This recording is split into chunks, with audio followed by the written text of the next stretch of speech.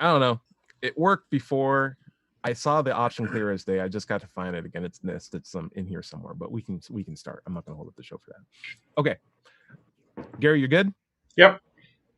Your sound is really, really good, by the way. Volume is really, really nice. Awesome.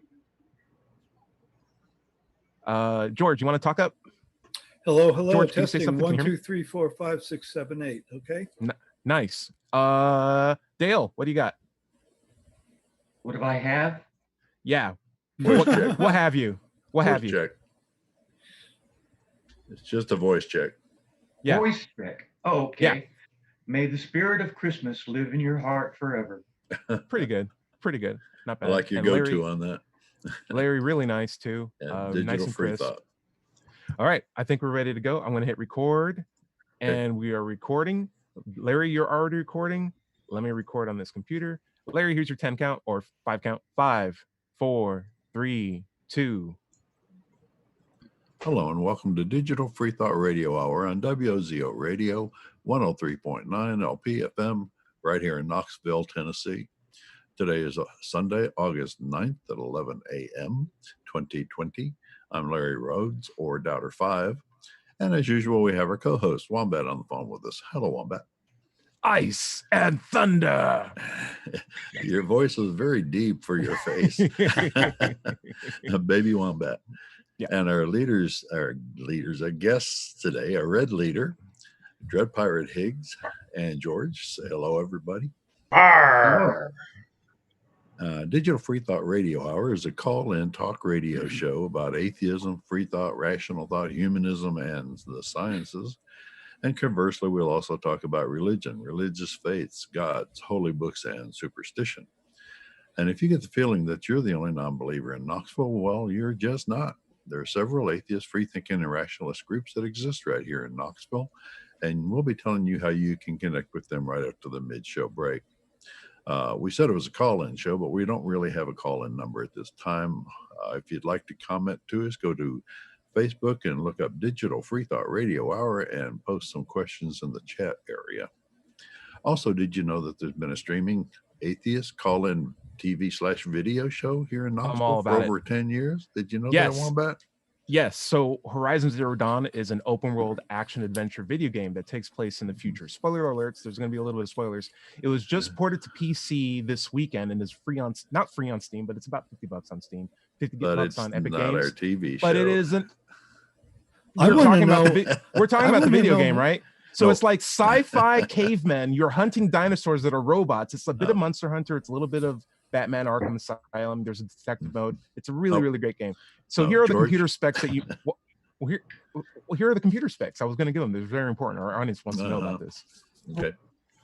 Okay, you're giving me time. What are you going to say, George? what is this other call-in program that you're talking about? I want to know.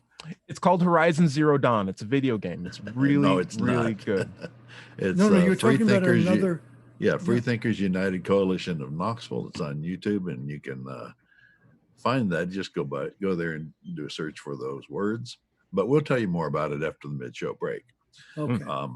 Right now, we want to get to our topic. Pirate Higgs, you want to bring that up? Well, should I maybe do the invocation first?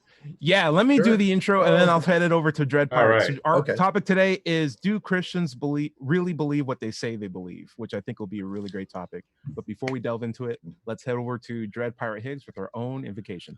Arr. God his true self did reveal. Avoid all false gods with zeal. He made one mistake, all the others are fake, but gave us no hint which is real. It's true. Really well, good. He said he's real, but lead us on the ramen. People who wrote the Bible said he was real. There you go. Ramen. Okay. So we're going to be talking about: do Christians really believe what they say they believe? Well, let's start off with Dread Pirate. What was your? By the way, this is a topic presented by Dale. Dale, you are dressed to the nines today. Can't begin the show without saying really awesome suit. What's going on there? I am trying to embody. Oh, it's a hat parade.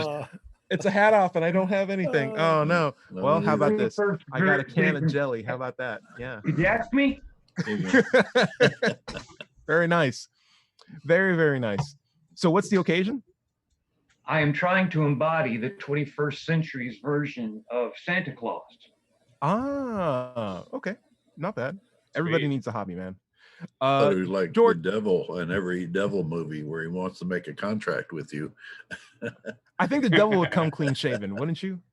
I feel like this is the cool angel in heaven who's just like, hey, Yeah, you can there you totally go. steal that stuff and give it to the poor. George, how's your recovery going? You've been in surgery for a while back.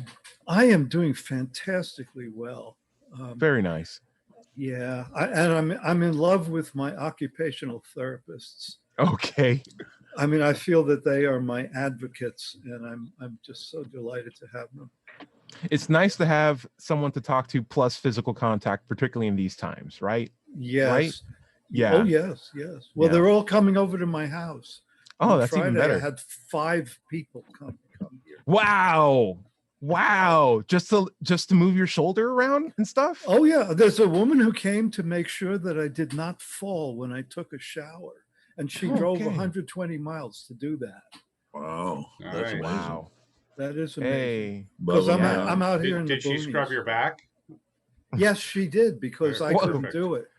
I couldn't do it Mm. myself. Okay. Yeah. Wow. Jeez. People still use loofahs. There you go. Yeah. Loofahs are awesome. Doubter 5, how you been? It's been a week since I last talked to you. No, I'm fine. Just keeping on, staying in, Keep staying it on, safe. keep it on. How is the atheist group of Knoxville doing in these times? Oh, good. We're doing our Zoom meetups instead of in-person meetup, but we do it every Tuesday evening. Yeah. So it's coming If right anyone along. else wanted to jump in on that, how would they be able to do that? Do you post a link on Facebook? Excuse me, contact any of us. Just say that you'd like to be involved. It is for members only. It's a members meetup. Got it. If you'd like to join, though, however, go to meetup.com and look for Knoxville Atheists, or just do a search for it. And go to our Facebook page. Join that. Let us know you'd like to be part of the meetup. Cool. Wonderful. That's wonderful. And All right. I want to say how excited I am to be part of that. And Very good. Yeah, you've been there 2-3 times now. 5, I think. And 5. Wow. Nice. yeah, yeah. And it's, one of the things that's so exciting to me about being on Zoom for these meetings is that people participate, people drop in from so far away. It's great to have them, I think. Yeah. And I'd say one of the cool things about the Atheist Society in Knoxville is it's very rare to find when we did the physical meetup to find 2 people who look the same sitting next to each other talking to each other. It was always like, this guy's from Egypt, this lady is like a parent of like 6, this guy's just like a young black dude, this guy is an old country dude, this guy's tattooed up, this guy looks like he came out of an Amish farm, and we're all sitting and having a grand time. And I'm like, this is the kind of group I want to be a part of for sure. Yes. Eclectic. I worked for a .com down at the turn of the millennium that was like that, and worked for the best supervisor I have ever had in my life. And the guy was from Lebanon. And it's just like, no, cosmopolitan. It's just, I love it, Nice. the diversity of people. Yeah. Yeah. All right. So we got to talk about the headgear. Dread Pirate, why don't you introduce us to your headgear? And then also the topic, do Christians really believe what they say they do? Well, so the headgear, of course, is the holy colander that Pastafarians use to identify themselves in the community, much like Sikhs wear turbans to identify themselves as members in their community that lend and render service to others in need. So this is what we do. So the topic there, where do Christians believe what they actually believe, is actually at the root of a judicial review I'm having with the Supreme Court in Canada with respect to discrimination by the Human Rights Tribunal in saying that we, as Pastafarians, should not be allowed to wear these in our government-issued identification. Right. And again, where it gets to the root of it is, what is the test of faith? Because they say that as Pastafarians, we don't hold genuine and sincere beliefs And yet I would argue that there are probably Sikhs and members of other religions who do get the concession to wear religious headgear, who do so, simply because of the demands of their culture, of their neighborhoods, of their, bosses, that their expectations are that, they're hiring a Sikh and come from a Sikh community and married Sikh and all the rest of it. So, um, determining what a true, genuine, and sincere belief is, and then allowing special concessions to those persons on the basis of that evaluation seems absolutely arbitrary. Yeah. And so, of course, it goes right to the question about whether or not Christians actually believe what they say they believe. It goes to anyone, it goes to anyone of any religious faith. Do they actually believe what they say they believe?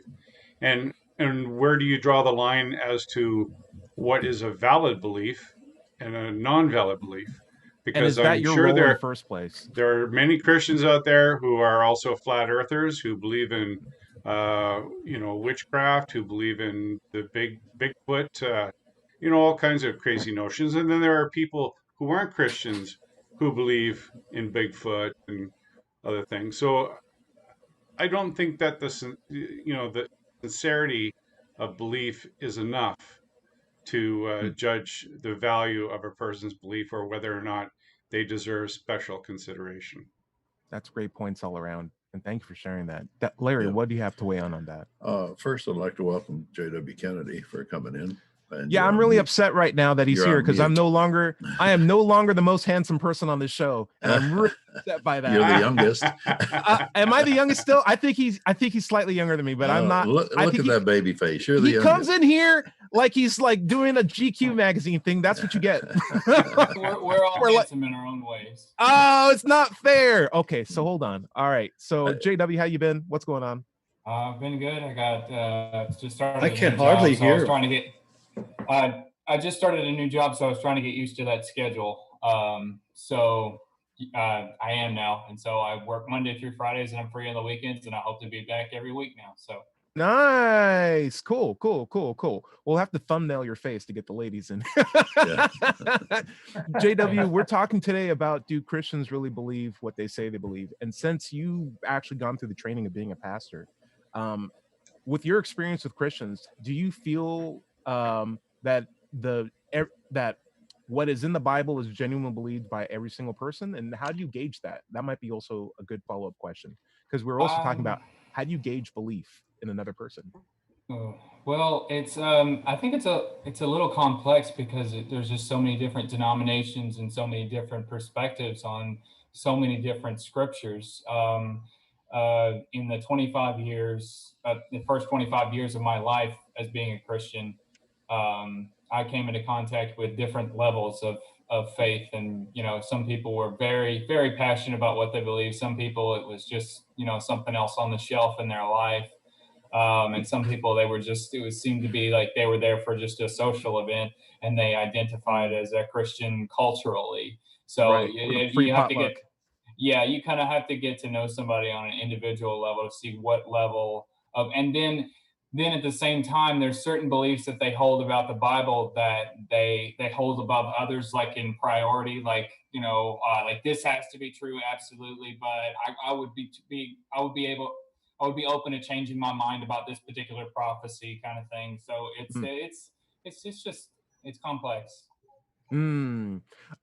Larry, go for it. What do you think? No, I was just going to say, and these sincerely held religious beliefs that Dread Pirate Higgs was talking about a second ago, humanism, isn't that counted as a religion? And they don't have supernatural beliefs, but shouldn't they be offered the same rights and privileges that any other religion has on their sincerely held secular beliefs? Dread, I saw you wanted to say something. What was it that you wanted to Yeah, well, we do have a viewer here on our live stream. His name is Min, and he makes a comment. He says, it really depends on whether Christians' religiosity is intrinsic or extrinsic.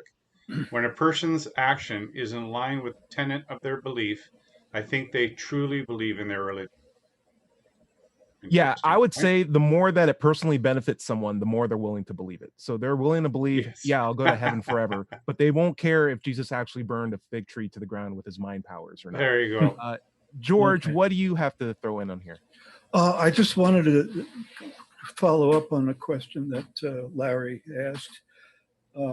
The New York Society for Ethical Culture, which is a humanist organization founded in around 1900, is chartered as a religion under the laws of New York State. Well, look at that. I didn't know that. Yeah, and I had to deal with that when I was fighting off the United States Army during Vietnam.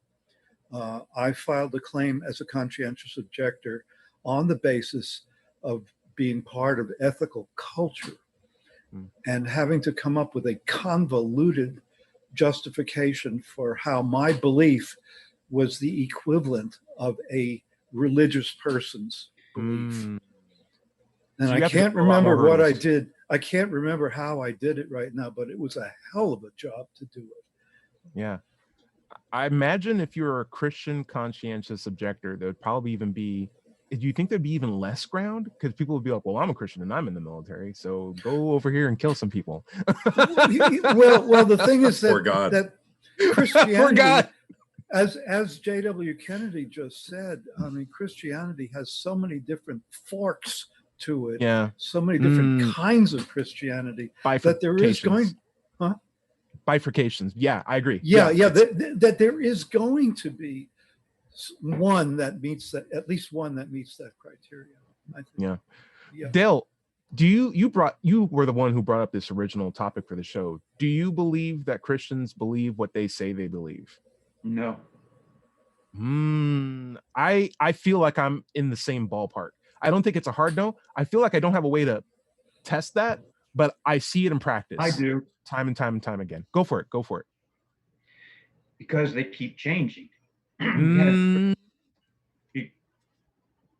you have keep something? Going. Oh, please keep going. No, they change as the fashion changes.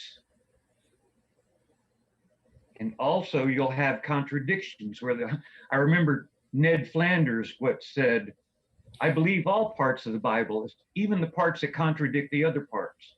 So, no, we're looking at a political organization, like JW said, a social organization. So much, in fact, that on Michael Shermer's show, they were talking about the draw of having the ceremony and the meetings and getting with people and socializing. So much, in fact, is a part of people's desire that the atheists do it too. They have their Sunday meetings, which is basically a church. But no, they don't believe it. I don't. Would be really nice to hook them up to lie detectors or something and ask them about some of this stuff. But especially when you have someone that says, if it's in the Bible, I believe it. So obviously, I'm nodding. I'm making black people agreement noises at you. Just keep going. Okay, Dale's gonna wrap his head around that. Larry, Black I've known you matter. Yes, they do. Larry, I've known you for about 7 years now. I feel like I know exactly what you're gonna say. I should write it down, but is it something to do with, you would see, if Christians actually believe what they believe, you would actually see every Christian behave like the Westboro Baptist Church, and it's only the fact that go for it. Not really, but that's a good point. But what I was going to say is they say that they believe in a God that's all-knowing and watches every move they make and every action they take. But yet we still have pedophile priests. We have preachers who steal funds from the church and have extramarital affairs. They just do whatever they want to, I guess, because the dogma says they can be forgiven for anything that they do. Like that tearful apology given by that preacher. I can't remember his name, back from the 80s. Jerry Falwell. Yeah.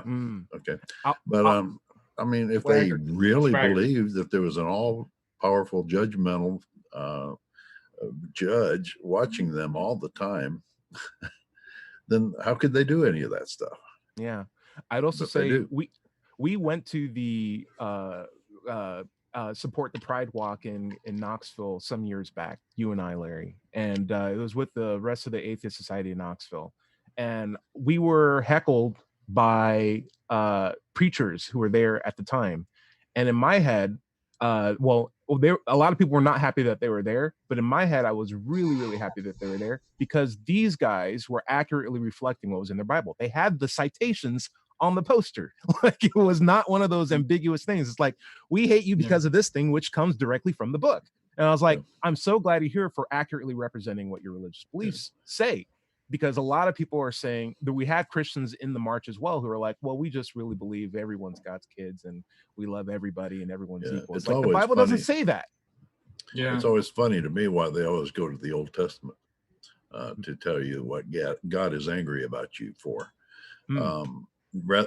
Rather than helping your fellow man like Jesus would want you to, feeding the poor, giving up your possessions and all this stuff. They never mentioned that.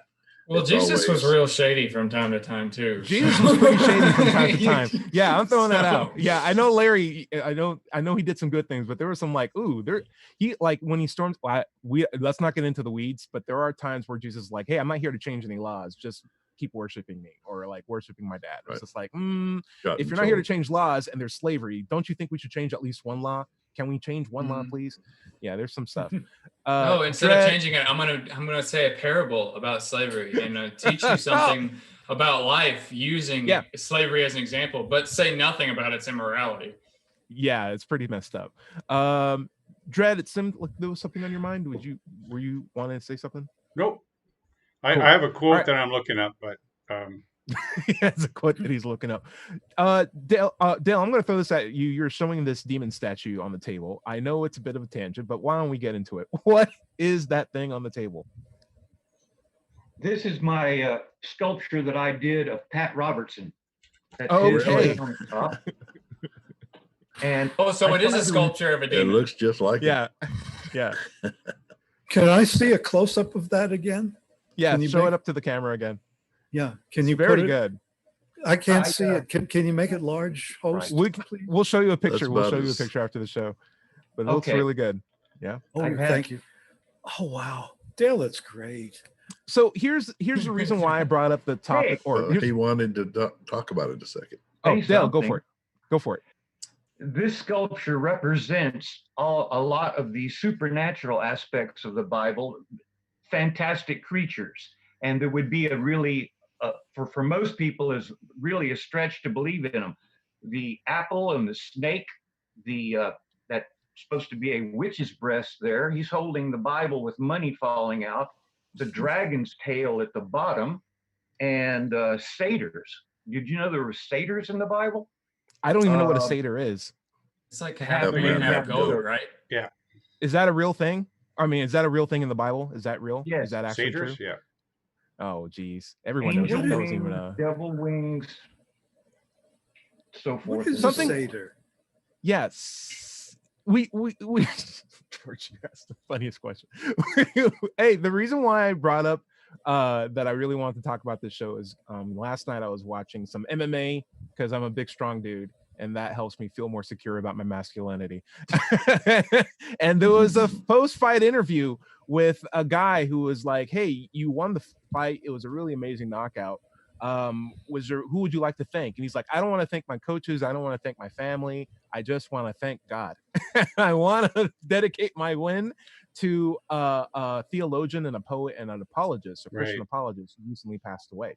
And he started getting tearful because he was like, this guy really helped motivate me and keep me on the Christian track. And is it Robbie Zacharias? Passed away. It might be. That's a pretty good name you got on them. Yeah. So here's a weird thing. He just passed away of cancer. Okay. So here's the thing. He's very sad that this guy died, but he's a well-known Christian theologian, poet, and apologist. So I would expect if anyone was convinced that he was going to hell, I'm saying heaven, it would be this guy, right? And I believe we're in agreement, even on a hypothetical level, that heaven should be better than the mortal coil that we're living in right now. So I know this is a rude acknowledgement on my part, but still, this is something that's been pestering me a lot. If this guy really believed in the Christian faith, like if he really did believe all the tenets of it, wouldn't he be happy that this guy naturally passed away compared to spending another day on Earth when he didn't really have to. It seems counterintuitive for a person who fully believes in their holy book to be sad when a well-known Christian who apparently didn't do anything wrong dies from natural causes. Insightful observation. Larry, how do you feel about that? Is that too rude? I'm not going to bring it up as to me, I've kind of wrestled with this for a while, and I put my Christian hat on when I was a Christian. If somebody asked me, why are you sad that so-and-so died, he's in heaven? Well, my answer is, I'm going to miss him. I'm going to miss him. It'll be years and years and years before I see him again, probably. For an eternity. Literal eternity. Well, this is when I was a Christian. Okay. So I thought, I'm going to die eventually, but it's going to be a long time before I see him again. But as far as somebody like that you don't know, and is a Christian, and you should be happy theoretically that they die and go on to their reward.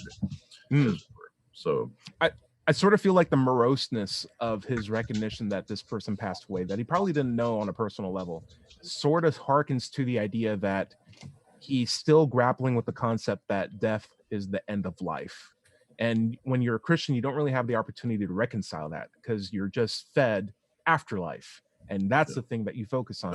When people die, it's this life. It's the end of this life. In Christianity, death is just a change of address. You just want to make sure you move to the correct address afterwards. That's all. More memes. What's interesting is the Bible more communicates that the heaven is coming to earth instead of us going up there. Yet American Christianity and Catholicism teach that we're going up, but there's more verses that say that heaven's coming here. But anyway, but random fact. It would not be heaven on earth when heaven comes here. It's the destruction and burning and it's not in the after anger for 1,000 years. Ragnarok. Yeah. Jeez, Dread Pirate, what do you have? Well, so there's a corollary to this about Christians, whether or not they believe what they believe or what they profess to believe. Yeah, is if they actually knew some of the stuff that was in the Bible, would they still believe it? Because I think a great deal of Christian belief is really based on the ignorance of the book to which they lay claim as the testament of their God. And I give as an example Luke 19:27. I used to be a Freemason, so I have here, you probably can't see it because it's blue. Yes. There it is. Gary, what club are you not a part of? You're a Freemason. Well, I'm not part of Mensa, I'm not you're a Pacifarian. That's good. Okay. That's good news. Yeah, Masons are a little weird too. Yeah. So Luke 19:27, it says, "But those," this is Jesus talking, "but those mine enemies, which would not that I should reign over them, bring hither and slay them before me." Now, if Christians, believe everything that the Bible says and that it's inerrant, where's all the killing? You know what I mean? Well, it had happened with the Catholics. They definitely seem to have used that verse to support a lot of things like the Spanish Inquisition and yes, of course. But moving into modern times, I think a lot of people, that is not the topic of any sermon, I'm sure, that goes on these days. Right? Not really. Maybe some hellfire and brimstone Baptist somewhere in the middle of Hicktown. Yeah. Dred, you brought up a really good topic that I'd like to touch back in on the second half of the show, but we're at the bottom of the half hour right now. Larry, why don't you take us out? All right. This is Digital Free Thought Radio Hour on WOZO Radio, 103.9 LP FM right here in Knoxville, Tennessee. And we'll be right back after this short break. Boom. Okay. Anyone have anything they need to bring up while we are transitioning? Is there any audio issues? Gary or George, did you have any audio issues you want to bring up? Yeah. Let's see. Who's our guy? J.W. Kennedy. Your sound is pretty awful to me. Kind of hollow and like you're in the bathtub. No, it sounds good to me. Yeah. Strong. No, he's strong, but it's hollow as hell. Can anybody else have trouble with J.W. Kennedy? JW, elevate it. Could you tap your microphone? And let me see if I could hear a spot check on it. Like, can you tap it? I'm tapping it now. Okay, now I hear it. Okay, yeah, you're talking into the right microphone. Could you talk into it like right up on the mic? Hello, my name is J.W. Kennedy. I'm with Speak Your Beautiful Mind. Yeah. Cool. You're good. Maybe I should elevate the mic somehow. Yeah, or you can actually move back a couple inches from where you are to it, and that would be perfect, I think. Go back to how you were before. You were fine. Yeah. You got the little screen on the wrong side of the mic. It's okay. It's okay. We're working. Is that a porous screen? Yeah, it's supposed to be on the other side. Yeah. Between you and the mic. So here's your so if this is your what do you call it? Your pop filter, right? Put it off to the side of your mouth with the mic right behind it. And that way you can still pop, but it's not pop, like right directly into the mic. There you go. Yeah, that's good. Cool. And then you mind saying some things, make sure your audio's still good? Oh, you lost your audio. You might have unplugged. There we go. Now I hear you. Now I hear you. Yeah, you're good. That's good. That's cool. Strange. Turtles all the way to the top. Speaking of turtles, I want to announce that I found a tree frog on my window a couple of days ago, and I found a baby. There's a baby tree frog that I found inside my office yesterday, and I don't know what to do with it. A tree frog? Those are tree dangerous, frog. aren't they? There's a baby tree frog in my office, and it's stuck behind the curtain, and I don't know what to do for him or her. I'm trying to. There we go. Found it. There you go. I like that. Yeah, that's good. I was looking for something. Yeah. Okay, so let me turn this off real quick. All right, so we're going back into the show. Everyone, JW still setting up. Bam. You know what's the only thing that's hard about FSM is that it's very hard to spell spaghetti, and most people don't realize that. What's FSM? Flying Spaghetti Monster. Oh, yeah. Flying Spaghetti Monster. Okay. Yeah, it's very hard to spell spaghetti. It has a bunch of letters that you're like, this is in spaghetti? Wow, I had no idea. Okay. All right. JW, you were good to go? I believe so. Are we good to go? Does it sound good? Yes. Sounds great. Sounds great. A lot better. Awesome. Yeah. Thanks, George. Yeah. Nice. Aim to please. All right. Let's get back into the show. We're gonna go into we're gonna get into local news. We'll do Where's the Love, and then we'll jump right back to the main topics. George, was that an inside joke? Where's the love thing? Am I missing something on that? So I can participate? Oh, it's where we do listener feedback. It's where people send us some love and we just go over the comments. Yeah. Yeah. Real quick, I have forgotten howjesusdidit.com. What's your name again, buddy? Dale. Dale. Okay. Red leader. Cool deal. DALE. Okay. All right. Let's move. You guys ready? Sure. I'm ready. Larry, here's your 3 count. 3. Oh, someone's audio is doing some crazy stuff. Let me check to see. No, everyone's normal. No move anything. Don't change anything. Okay, it's definitely not JW. Could be me. Let's see. Not you. It's George. George, there's some weird. Is there like tea in the background on your side? Sorry, I'm. Unmute yourself, George. Okay, what did you ask me? Is there like tea percolating behind you, or like an air conditioner? No. Are you hearing some noise from me? Yeah, it's like a little gurgling. Gurgling. There's a fan in front of me. Let me mess maybe with my stomach.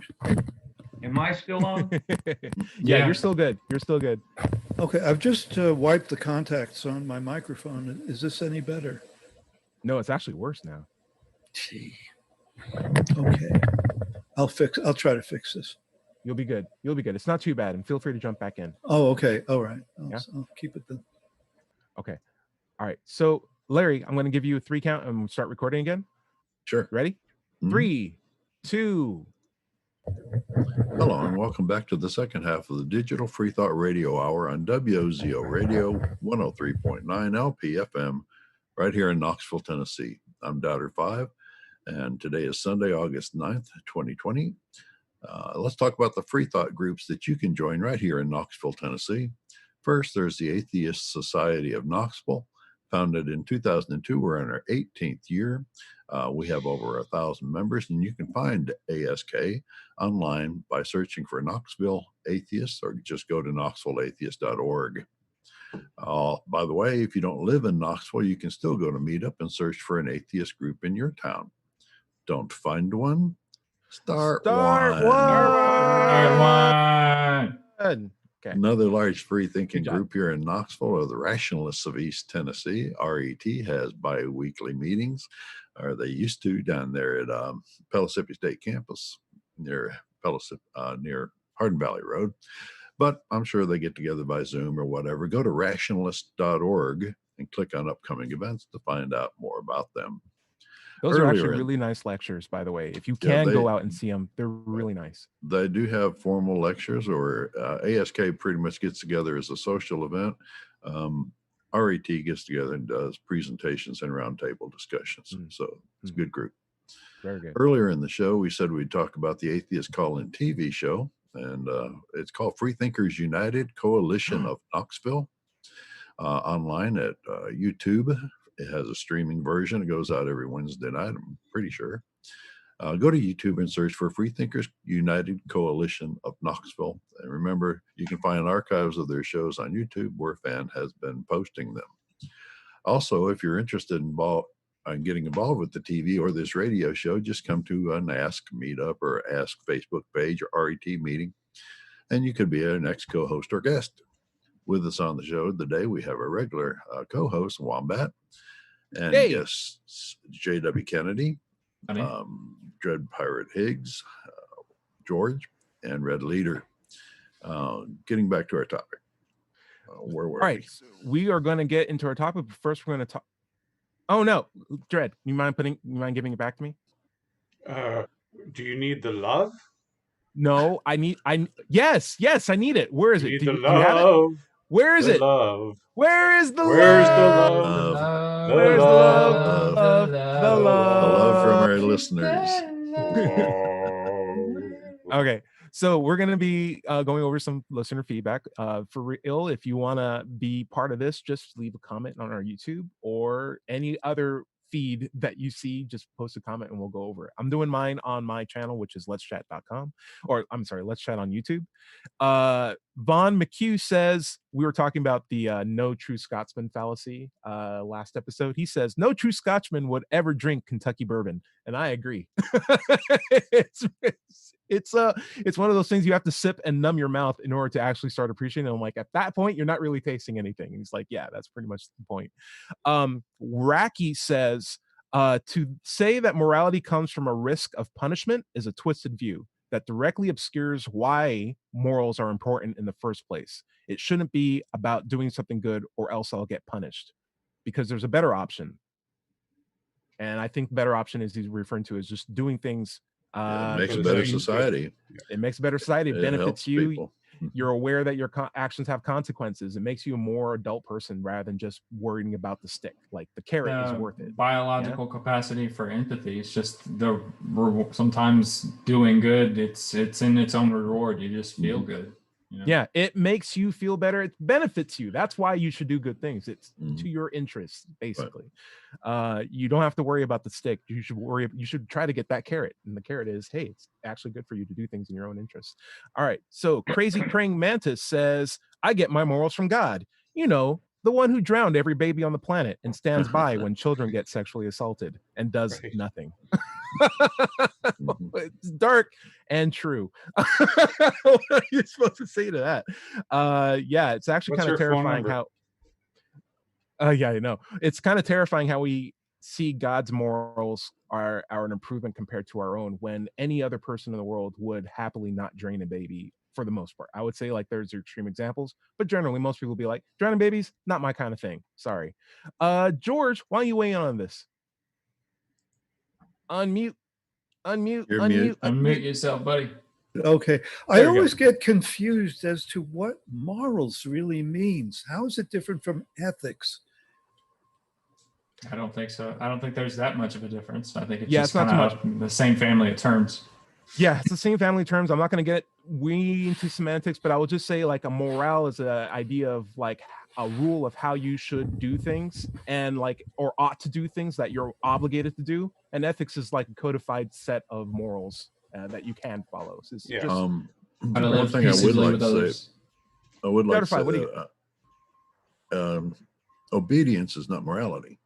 And you know, the rules that put forward in the Bible, there are 613 of them, commandments in the Bible, and just following and doing what you're told is not morality. Morality is knowing the correct thing to do in a particular situation that would help yourself and other people and the community at large and minimize harm.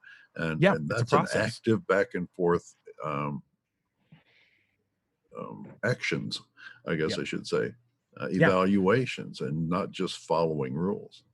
One of the biggest things that made me become or maybe leave religion is when I was taking an ethics class, and I was comparing it to how I did math. Right, math isn't just knowing the answers at the back of the book; it's knowing how to perform any equation that you're given.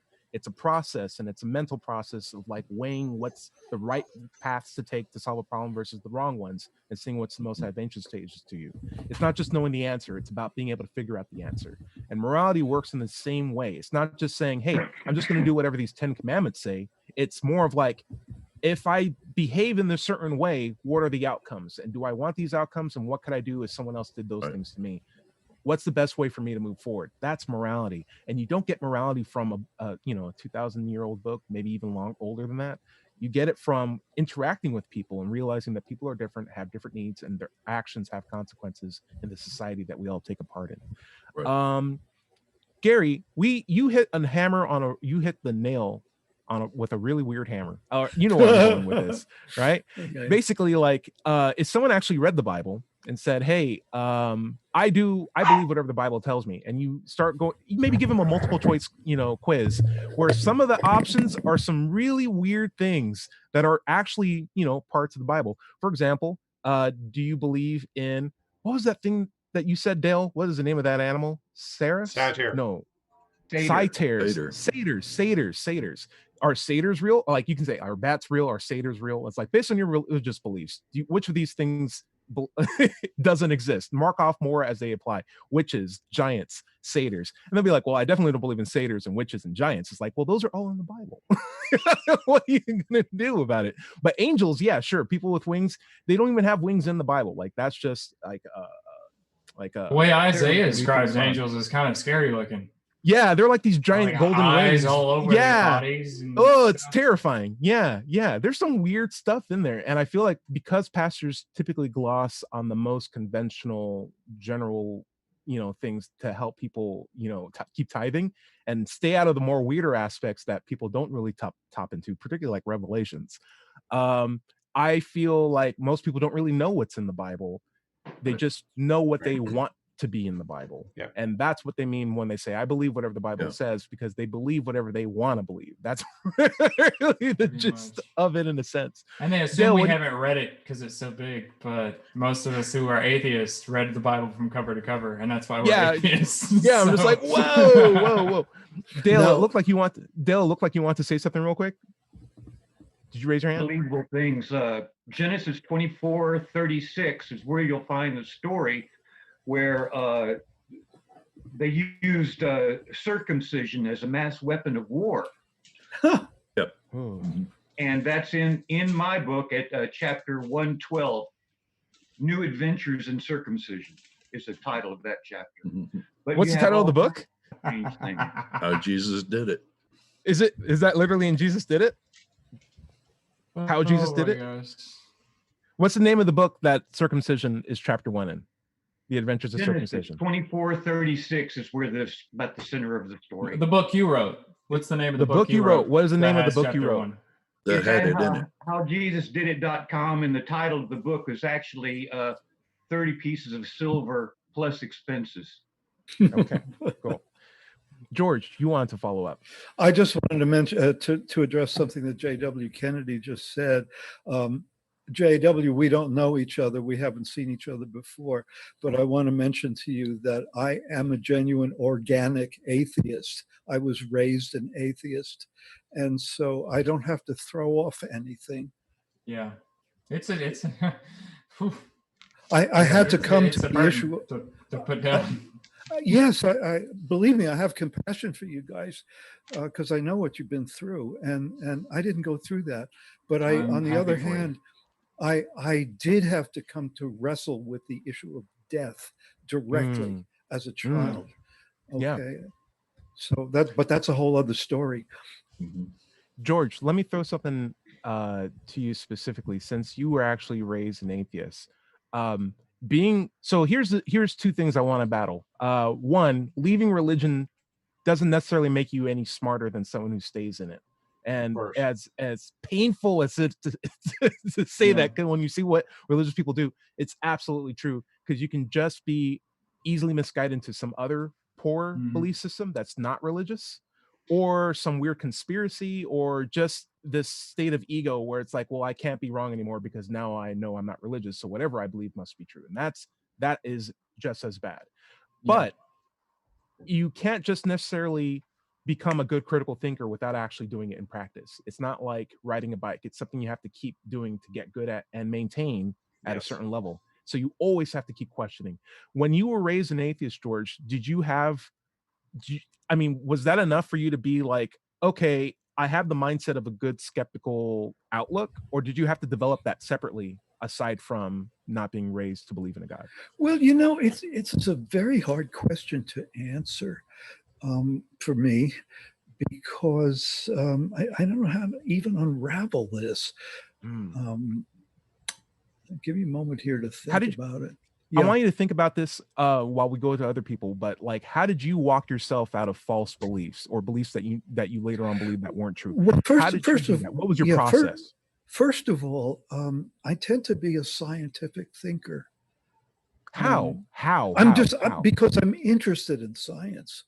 Because there's nothing obstructing the love for science? At that level, it's just I have been interested in science from the earliest age I can think of, Okay. And hands-on. I'm talking about hands-on science and electricity and stuff like that. So I understood electricity at the age of 6.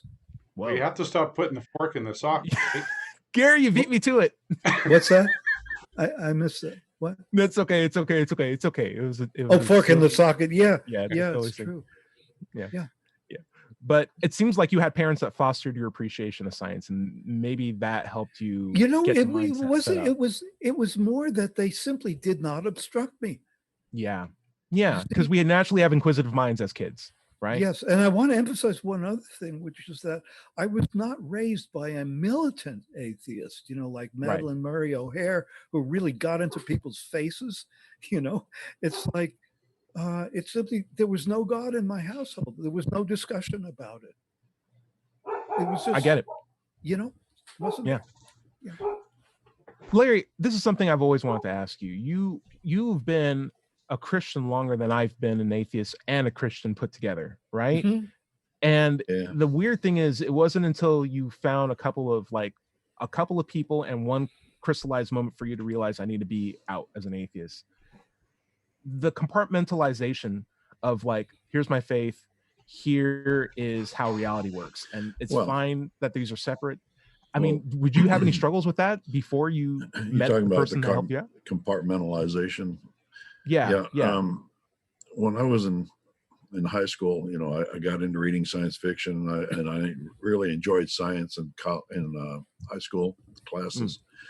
But I was born in 1950. You can imagine what the world was like back then. No, I can't. Excuse me. Everybody from the postman to the president was an avowed Christian. And I'd never heard of an atheist. I'd never heard of Madeleine Murray O'Hair, any of that time. I did not know it was an option not to believe. And any doubts I had, I just were told to me, and I believed it internally, that there had to be a God. Now, whether I believed every little thing that was in the Bible, that was something else. Finally, I met somebody when I was in college who was raised a Christian in a Baptist background and didn't believe any of it. And she had really good reasons for not believing it. And we started dating, and we went together all the way through college, and then eventually got married. But after I met her and I saw that it was an option not to believe, and she showed me that there was really no good evidence to believe it, I left my superstition behind me, my supernatural beliefs, and just moved on with science and the natural world. That's wonderful. I would also ask you, it sounded like you said you didn't even know there was an option not to believe. And I think that's the scariest part when you grow up where everyone believes the same thing, because you were born not believing that. Like you weren't born a baby speaking in parables. Someone convinced you that a God existed to the point where you didn't even realize that it was an option for you not to believe that. And when you finally met that are born in that situation right now. And it wasn't even so much that she showed you good reasons not to believe, because you don't even need a reason to not believe something. She just showed you didn't have a good reason for your belief. And I was like, smart lady. Nice. George, what do you got? I have a question, which is, at what age do the Christians get indoctrinated? Birth. As soon as they come out. I was raised by my grandmother, and as soon as I could hear and understand stories, the only story she ever told me was from the Bible. Yeah. You were born in St. John Hopkins Christian Natividad Center. It's just like, it starts now. And the concept of heaven and hell, where does that come in? I feel like school. Yeah, basically. I feel like even my parents were like, do this because God's watching you. Like I got close to stories like that. Dale, I feel like I'd love to know where you came on this. I don't know if you were raised explicitly atheist, deistic, if you had Christian beliefs ever, but did you still had to scrutinize and question things? What was your upbringing like, and did you have to learn how to do that on your own? How'd that go? My parents thought that I needed moral training, and the best place to do that as far as they was concerned was church. And I went to church for quite a while. I never actually got into it, and then later on decided I was a deist. Cool. How did you develop your critical thinking? You had these moral trainings, but you feel like nothing was connecting. That seems to me like a part of your brain being like, something's not adding up here. What did you do to foster that development? I just started asking questions in church and made a pain in the neck of myself. And I realized that by the way they were reacting and not being able to answer questions, really elementary ones when I was a kid, where did Adam and Eve's children find their wives? Yeah. Stuff like that. And it just you started asking questions and no one had any good answer for it, but I still attended so that I could go roller skating on Thursday night. Very cool. When I was doing the same thing you were, it sounds like we have very similar upbringings as far as like moral training. I realized that there was a difference between an answer that I asked for and an explanation, which was really what I wanted. And I was continually getting answers, but no explanations. So like if I asked, how did this happen? God did it. How did this happen? Well, Jesus asked for it and God did it. It's like, well, how did this happen? Well, you just got to believe that God did it. I'm like, oh, explanations, please. I'll take a poor explanation over just a straight up answer any day. Man, it was so frustrating. And that was the nagging in my head that didn't like swell up until I realized, wait, God's not even moral. This book isn't even morality. So let me just push this aside and really start looking at the world as it needs to be. And it wasn't until college that I was able to do that. Dred, I want to know your upbringing. Was it strictly religious minded, and how did you foster your skeptical mindset that you have today?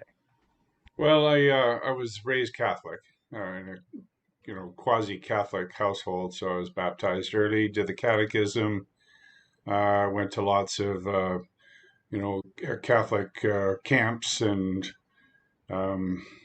Catholic sounds like one of the most boring places you can. That's where the action was, my friend. Oh yeah, if you wanted, yeah, that's where the stuff really went on. Yeah. Okay, never mind. I take it all back. Nothing like a bunch of religious kids left to their own devices in the middle of the wilderness. Sure. So where I started, eventually coming off was just the conflict between my my interest in science and the scientific method, and its absolute divorce from any kind of reality as proposed by religious people. Those things just do not work well together, and eventually, in picking one over the other, I went with the one that I could test, and that's science. So it took a very long time. But did you find? Did you find any resistance on your part to accept a scientific worldview based on your residual religious inclinations? Like, did you ever find something like, I don't want to believe that. I wish that. Just overcoming wishful thinking, really. Yeah, and that's really what it was about, right? Yeah, could you give me an example? Like, what was something that you wished was true in religion, but science had no demonstration or proof of it, so you had to let it go? And you're like, I don't want to let you go. You're so nice. I love you. You're like a pillow. Well, I mean, it's hard to pick one thing, but the idea of souls or afterlife or ghosts or any of that stuff. The idea that there's another realm of existence that we either coexist with in the current universe, or that there's another existence awaiting us afterwards. For me, it was a sense Hang of on, my dog's going to start crying here. That's a weird howling dog. For me, it was a sense of justice. I felt like, okay, so there were definitely people who were like really bad war criminals, people who did absolute atrocities, people who owned other people as property, people who like hurt women, you name it, and they just die and that's it. Like in my head, I'm like, no, I like the idea of like a hell to punish bad people, because I feel like I'm a good person, and I feel like people who die before their punishment can really be just like, sought after, will get their due rewards in the afterlife. But then you get people like Jeffrey Dahmer, who accepted Jesus in prison before he died. Right. And we have a multiple murderer and cannibal who accepts Jesus, and he goes to heaven. So he's going to see all the people that he killed in heaven, and they're going to see him. And what's the deal with that? Except the atheist woman that he killed. Belief to me. Dread, it looks like you were saying something. Go for it. Well, I would say the Jeffrey Dahmer goes to heaven, but the atheist girl that he killed and ate doesn't. Oh, it's even worse than that. Think of Hitler. He was a Catholic. He was a Christian, and if he asked for forgiveness before he did himself in, then he's going to heaven. All the Jews that he killed, since they don't believe in Jesus, are all in hell. The belief system just doesn't work that way. Yeah, like I think we're in agreement there. So like I realized the sense of justice that I had, even as a Christian, coming into becoming an atheist, wasn't even really justice in the first place. It was just a skewed idea of I'll be safe as long as I don't think about it too much. And I realized that wasn't good enough. So what would be the better alternative? Larry, you said humanism a while back ago. JW, what you might know something about humanism. What is humanism? And George, this is a George question. What is humanism, guys? JW, what do you think of humanism as a better alternative, and what is it in general? To me, like I mentioned in the first half of the show, I believe, the biological capacity for empathy. It's if you are capable of thinking about what would hurt or harm or offend someone else, you have the capacity for developing your own humanistic principles. It's just simply about well-being and living at peace with each other and figuring that out on a daily basis in your daily life. And anybody with any level of intelligence or any level of capacity to understand someone else or empathize with someone else has the capability of being a humanist. I hope I articulated that. There's actually really great There's a great experiment that you might want to find on YouTube about this shared idea of evolutionary empathy, where they have like two parrots, not parrots, like cockatiels, parakeets. There they are. And they have them in a glass cage, and there's a string that pulls a bell in either cage. And if the bird pulls the string in their cage, the other bird gets fed. And so they will ring, the parakeet will basically, without hesitation, you put two stranger parakeets in, go up to the bell, ring it, the other bird gets fed. When the other bird is like, hey, more food, please, the other bird will ring it again. And then what they can actually do is they can move that one string to either side of the room, and the birds will always feed the other person. They know it doesn't feed them, and they have their own access to food and water. But when it runs out, or when their other friend runs out, they will ring the bell for the other person. This is the same thing in birds. It's the same thing in monkeys. They do the same thing for dogs even. And there's like this social idea of like, if I help you, that is beneficial for both of us, because you might run in a situation where you can help me, and like that, and you being good helps me, and me being helps you. So let's work together as a team, because we're here in this situation together. And that's like this idea of like empathy. Like, we're not just these selfish creatures. We have this impact on each other. Yeah, George, what do you think? Well, I want to address what you just said, and of course you asked me to something too. First of all, a little story about animals that you'll all enjoy. I used to have a friend who played French horn, and I stayed in his house once, and he had a dog and a cat. And the cat protected the dog, in the sense that if another dog came and invaded the dog's territory, the cat would go out and beat up the dog. So talk about empathy. JW, I loved your definition, and I want to try to boil it down to one word, which is empathy. And compassion, 2 words. Yeah. Compassion is good, yeah. I was taken to humanist lectures at the Brooklyn Society for Ethical Culture. Man, at you the are age New York. of, huh? Brooklyn. I'm just sorry. Go for it. Well, see, the first one is in a purpose-built building in Manhattan on Central Park West. The second one is in Brooklyn on Prospect Park West in a converted mansion, which is a strange place. But that's where I was taken. I grew up in Brooklyn, and I think around the age of 4. So this is humanism. I mean, the ethical society is about humanism. And so I was taken around the age of 4, and sure, I didn't understand a damn thing about it, but that's the basis. It's a good place to grow up. Yeah, I guess. I mean, it's so central to me that I don't. When I was in Kentucky, yeah, when I was in Kentucky, I was looking for an atheist group to hang out with, because the one in Tennessee is just so fantastic, and I highly recommend that.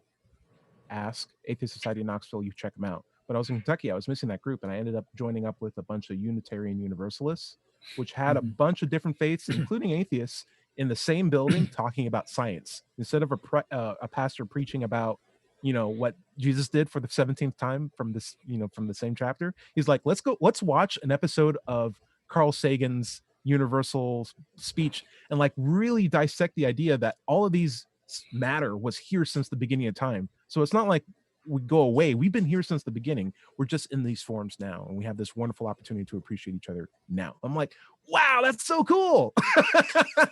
That was like a really uplifting sort of thing. And you had kids dressed up as like elements of the Big Bang. And I'm just like, what is going on here? This is so cool. I was just like, wow, that's nice. And then what's next after this? It's like, we're going to do some like Native American thing, and then we'll follow it up with some other religion, but like we always keep ourselves to the idea that this is an inclusive practice. So even if you can't find a humanist group in your area, check out UU's Unitarian Universalists. They're actually very accepting for atheists, and most of the people I talked there were atheists. So it was kind of cool. We're actually going to wrap up the show, guys. We're at the bottom of the hour. Dread, where can we find your stuff at? Well, I can say that we're live streaming right now at on YouTube at Mind Pirate. Mind is MINDPYRATE, and we do that on Sunday mornings at 8 a.m. Pacific Daylight Time. Nice. If I want to get a book about how Jesus did it, where could I go to, Dale? HowJesusDidIt.com. You can read the whole book for free. Very, very nice. JW, cool you're like that. Your Speak Your Beautiful Mind, plus a bunch of other stuff. If I want to find out your comedy stuff and your burgeoning atheist conversation, free thought conversation stuff, where can I go to? Good news. The comedy clubs are opening up slowly but surely here in the Nashville area. So I'm going to have some comedy content coming up pretty soon, hopefully in the next month or so at JW Kennedy YouTube channel. You can also follow me on Twitter at JWK Hates the News. That's for my comedy. And for my street epistemology and what Ty does on his channel with his Let's Chat with the conversations, that I have a second channel for that called Speak Your Beautiful Mind. And you can follow me on Twitter there for that channel at Your Beautiful Mind. Just look up Speak Your Beautiful Mind on Twitter and you should find, for some reason I keep forgetting what the tag is for that one. So just Speak Your Beautiful Mind on Twitter and YouTube, and JW Kennedy on YouTube and Twitter. Very cool. And you can find my stuff on Let's Chat on YouTube, and feel free to stick around if you like this kind of content. When COVID is over, I can't wait to go back out and start doing more interviews. The last place I was at was in DC. Like I've been putting my nose to the grindstone, and then ACA conventions get canceled, NanoCon got canceled, Texas Con got canceled. So like I'm looking forward to being able to go back out in parks and talking to strangers again. Until then, I'm having fun talking with you guys, and thank you so much for showing up every week. Sure. Larry, take us out. Okay. My book is Atheism, What's It All About?